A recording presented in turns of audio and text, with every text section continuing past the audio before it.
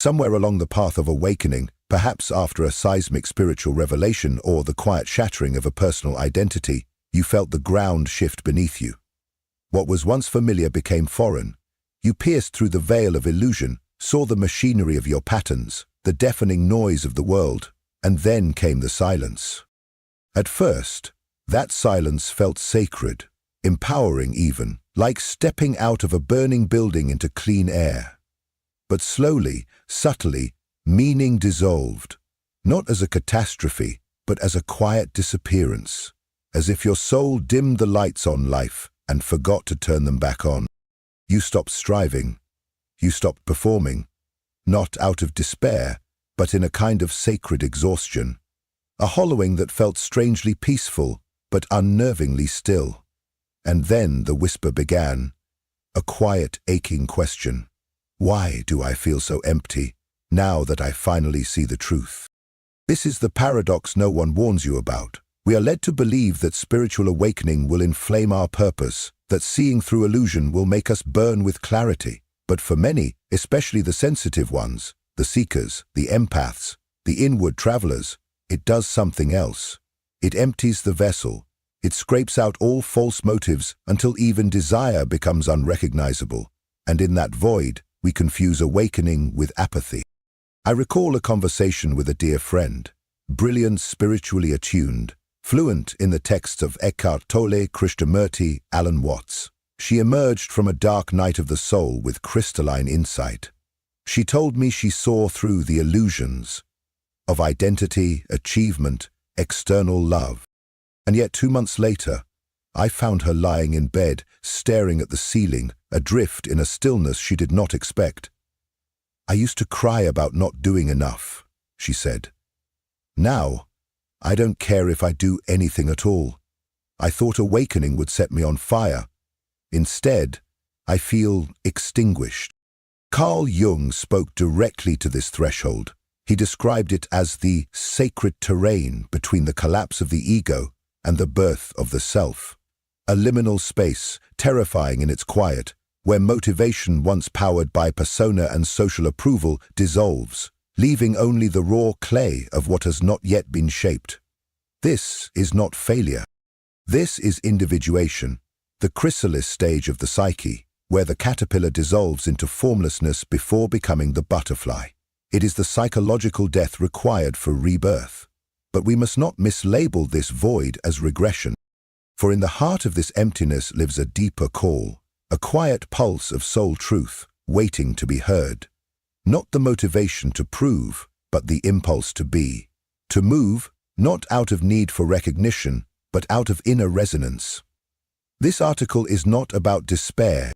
It is about the moment after awakening, when the old fuel dies and the new source of energy is still forming. Jung understood, the privilege of a lifetime is to become who you truly are. The loss of motivation is not the end. It is the sacred beginning of living not as a mask, but as a soul. Carl Jung, the architect of analytical psychology, foresaw this strange and silent fog that descends after awakening long before it became a topic of modern spiritual circles. He didn't cloak it in mysticism or euphoric language. He spoke with piercing clarity about the soul's descent into its own depths once the unconscious begins to stir. Enlightenment, Jung once wrote, does not come by imagining figures of light, but by making the darkness conscious. And while those words may sound poetic, they carry a terrible truth. Real awakening does not crown you with bliss. It strips you. It unravels the scaffolding of the false self. It initiates a slow and sacred death, the death of who you believed yourself to be. The collapse is internal but far-reaching. Your former motives, ambition, achievement, recognition begin to dissolve. The timelines you followed, the goals that once pulled you forward, even the structures of identity that defined your relationships, your work, your daily rhythm, begin to fade like mirages in the light of a deeper truth. But here's where the psychological nuance is vital. Your ego does not disappear, it does not die, it simply becomes disoriented. The script it once followed has been burned, but no new script has yet emerged. The result is not laziness or apathy, but a profound spiritual limbo. You are no longer asleep, but you are not yet fully awake into what comes next. This is the mystery, what Jung called the nigredo, the blackening phase of alchemy, when the ego has been dismantled, but the self has not yet taken the throne. In modern terms, it looks like demotivation, but in Jungian language, it is a holy pause, an in-between space where the soul retreats inward to rewrite its myth. And yet our culture fears this silence. Jung warned that the modern world does everything it can to avoid this phase, to pathologize it, numb it, medicate it, because it cannot comprehend a transformation that doesn't look like progress. But what you're experiencing is not regression, it is initiation. It is not dysfunction, it is sacred descent. This is not depression in the clinical sense, though it may share its shadows. It is the soul refusing to participate in a life it no longer resonates with. And that, Jung believed, was the beginning of individuation, the sacred becoming of the true self. Most people never speak of this part, do they? The ache after the light, the silence after the revelation. But this silence is not empty, it is formative. And if you can learn to stand still inside it, to listen to what it asks of you, you may come to see that what looks like demotivation is actually the beginning of a deeper alignment. The world tells you you're lost. Jung would say, you are being reformed by something far more honest. And that's exactly what we will begin to explore next. If you've been drifting through the haze that follows awakening, staring into the stillness where your spark once burned bright, know this, you are not broken.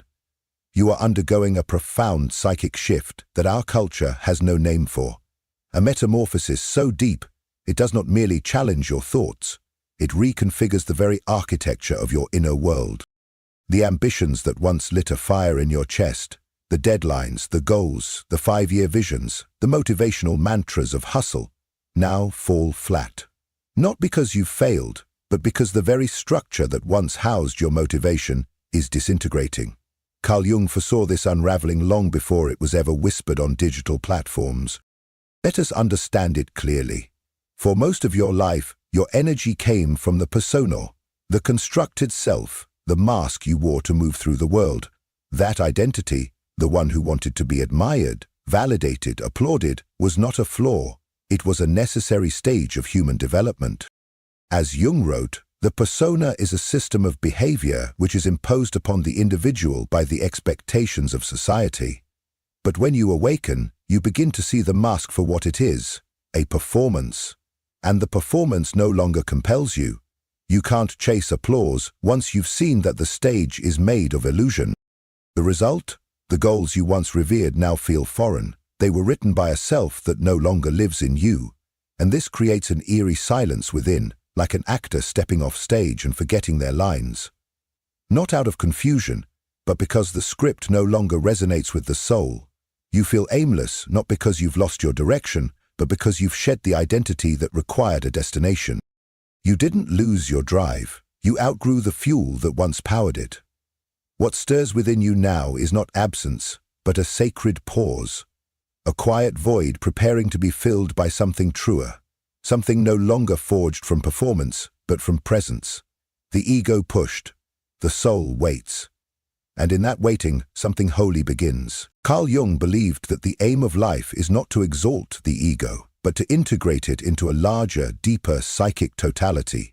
We are not here to serve the ego's desires, but to refine it, temper it, and align it with the self, the transcendent center of our being that connects us to the greater whole.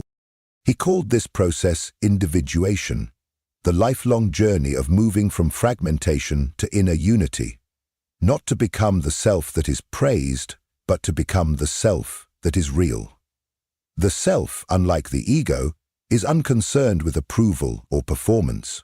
It is not driven by ambition, but by alignment. Its only desire is to express what is true. And so, after a spiritual awakening, the psyche begins a sacred recalibration. What once felt exciting now feels hollow. Your system begins to reject everything artificial, forced, or inauthentic. That includes careers built from insecurity, relationships based on roles, or even the vision board you crafted from your old self's fear of not being enough. This inner purification often feels like liberation and disorientation at the same time. You're shedding the faults, but what now takes its place? Jung cautioned that many get stuck here. Some awaken and fall into spiritual bypassing, mistaking transcendence for escape. They float above life, call everything an illusion, and convince themselves nothing matters. But detachment is not the same as disconnection. The self does not want you to disappear from the world. It wants to inhabit it through you. It wants to incarnate, not evacuate. It seeks not withdrawal, but embodiment. But before that embodiment, there is a threshold, and Jung described it well, though few recognize it when they are in it.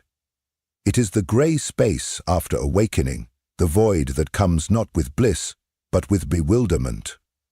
It doesn't look poetic. It doesn't trend. It looks like sitting quietly while the world speeds past, unable to explain who you are becoming. Jung would say you are not failing, you are in between. You have stepped out of the ego, but the self has not yet become your foundation. This liminal space is not a mistake. It is initiation, a descent into the unknown that modern culture has no patience for. Stillness is misdiagnosed as laziness. Pause is confused for paralysis. So you begin to judge yourself, and that judgment becomes the very wall that blocks the energy your soul is calling home. This phase is sacred. It is chrysalis, not collapse. And if you can stay here long enough, if you can resist the urge to rush or retreat, you will begin to feel it, the quiet pulse of something deeper rising. The self is not loud, but it is constant. And it is waiting for you to trust what cannot yet be named. Carl Jung had a word for this sacred reversal of energy, enantiodromia, the phenomenon where something, when taken to its extreme, transforms into its opposite. And nowhere is this more evident than in the aftermath of awakening. You move from the manic striving of ego, I must do everything, to the hollow stillness of soul. Why do anything at all? The pendulum swings not because you're broken, but because balance demands it. The psyche, long imprisoned in performance, finally collapses into rest. And this descent is not pathology, it is initiation. In the language of myth, this is the archetype of the hermit, the withdrawal from the world before rebirth. It is the sacred cocoon where the caterpillar dissolves into formlessness, no longer a crawling self, not yet a flying one. It is the goo phase, unstructured, undefined, unproductive by every modern standard, but necessary, because the psyche is undergoing alchemical transformation, and transformation, Jung would say, begins in darkness, not in bypassing, not in good vibes only, but in descent. This is where modern spirituality often loses its depth, by glamorizing awakening while avoiding its crucifixion. Jung insisted that the shadow, the rejected, uncomfortable, unconscious parts of ourselves, is not something to escape, but something to integrate. Shadow work is not advanced-level spirituality. It is the very foundation of becoming whole. And in this state of nothingness you now occupy, the unconscious is rising, not as a villain, but as a messenger. What you once repressed, your grief, your rage, your unmet needs, begins to surface because now, at last, there is space. So the ego panics. It wants action, clarity, a name tag. But the self, quietly and persistently, whispers, let go. I am forming something deeper.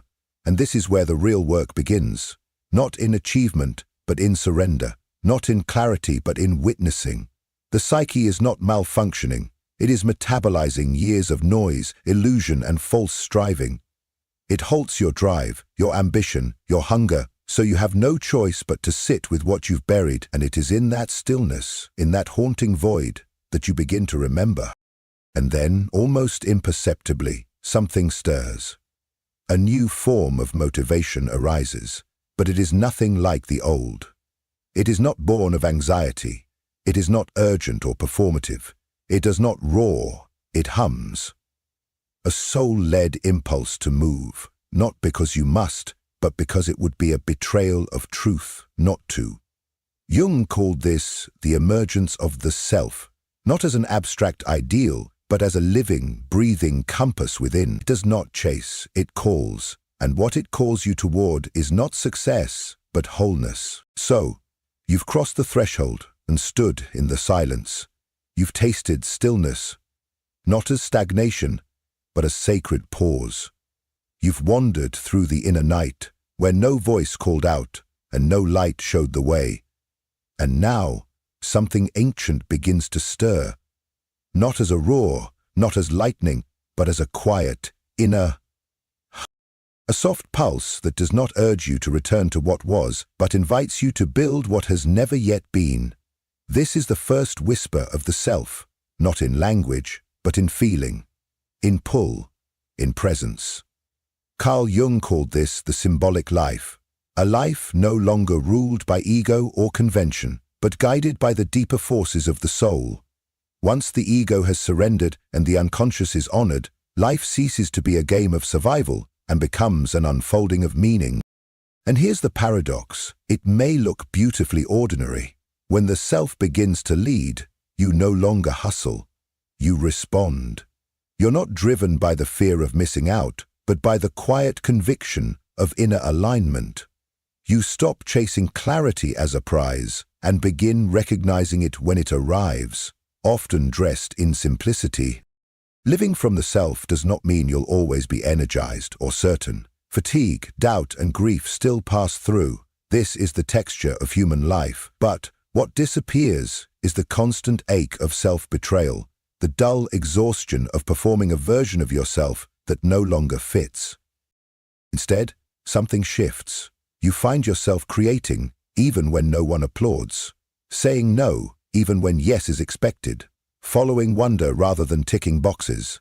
You begin choosing peace over performance.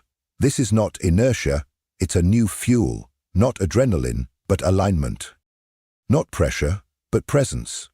Jung called this living symbolically, not as an escape into fantasy, but as a return to soul. You begin to trust the language of dreams, gut instincts, symbols, and synchronicities. Your life becomes a dialogue, not a monologue shouted into the void, but a conversation with the unseen. And what does that look like? Sometimes it's as subtle as different questions. Not, what should I do, but what is quietly calling me? Not, what's the plan, but where is life nudging me? Not, how can I prove myself, but what feels true? You stop trying to dominate life and start participating with it. Ambition doesn't vanish, it transforms. It becomes devotion. Devotion to what is real, what is true, what brings you alive. And strangely, that devotion moves mountains. It gets things done.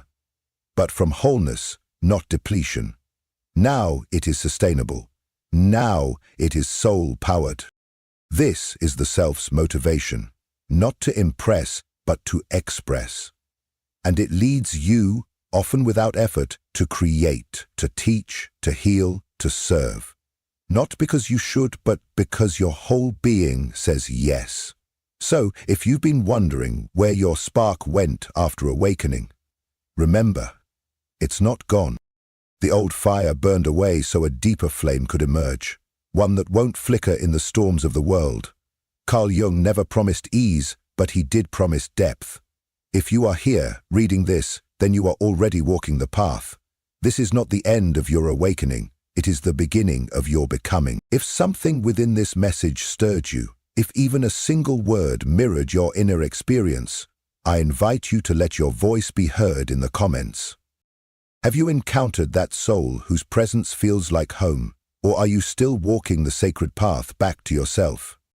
Your story, however unfinished, may become the lantern in someone else's darkness, the very sign they didn't know they were searching for. And if someone close to you is silently struggling with the illusion that love must hurt, that self-abandonment is the price of connection, or that they are unworthy of peace, share this video with them. Help me reach the ones who need to remember. Real love does not demand that we shrink. True connection does not ask for sacrifice of the soul. And the most vital union we will ever form is the one with our own inner truth. Before you go, I invite you to subscribe and activate the notification bell. Here, in this space, we journey beneath the surface of things, exploring the hidden architecture of the psyche, the whispers of the unconscious, and how every relationship is but a mirror reflecting our personal evolution. If there's a theme, a question, or a wound you would like us to explore in future videos, leave it below. This space breathes because of you. Your voice is not only welcome here, it is essential. Thank you for showing up, not just to this video, but to your inner work, to the sacred labor of remembering who you truly are. And always remember this: when the right person appears, your soul will know, not through fear, but through peace. But until that moment, let your most intimate relationship be the one you cultivate within. That is the foundation, that is the home. And from that wholeness, all things real are born. Until next time, I'll see you on the path.